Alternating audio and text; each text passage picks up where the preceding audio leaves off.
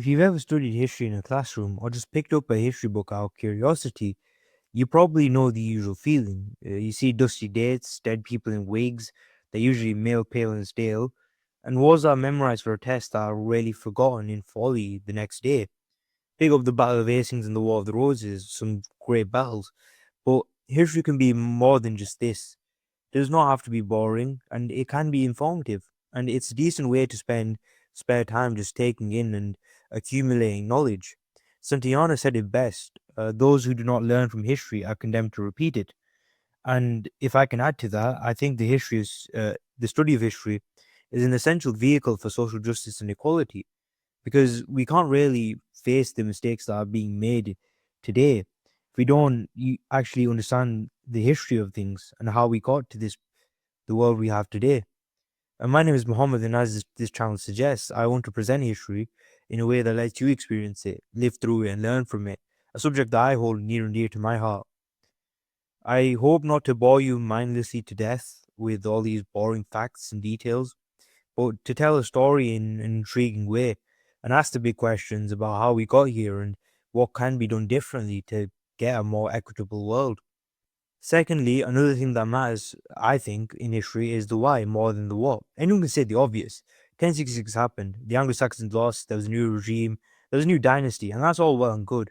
But the interesting questions are the ones around it, like the North South divide and how that was impacted by this battle, the harrying of the North that came after this battle from 1066 to 1070, and also the fact that in that sort of year alone, there were three different kings that sat upon the throne of England, and there were two more that laid claim to it. So there were five men who were vying or had a claim to the throne of England.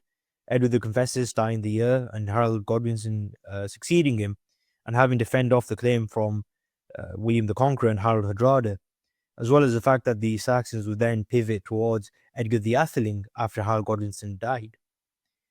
That's a little tangent, but I think also the third thing is the fact that the past can connect to the present. Now, you may have had an argument with your friend, or you may have had a business deal that went not the way you expected it to, or perhaps you voted in an election that sent massive shockwaves through the political system. But this has all happened before, and I can guarantee you it's happened on a grander stage than you have experienced. And because history is the same script with different actors, once you see these patterns, you don't really look at news in the same way again. And I've already made content on various topics, such as the cultural portrayal of dragons, one video on them in the East and another in the West. And then other sort of videos I've looked at is the transatlantic slave trade, as well as the journeys of ancient materials such as Avrani lapis and Baltic amber, as well as the Labour Party realignment in the 1990s. And these videos are intended for those curious that may not have an in-depth knowledge of history, not high-level academics or formal historians, but people who may not have that sort of deep background in history, that went to university and studied it, but people that might find the subject interesting if it's told well. And my goal is simple: to get more people interested in history, as I believe today it's a subject that is underrated as well as undervalued.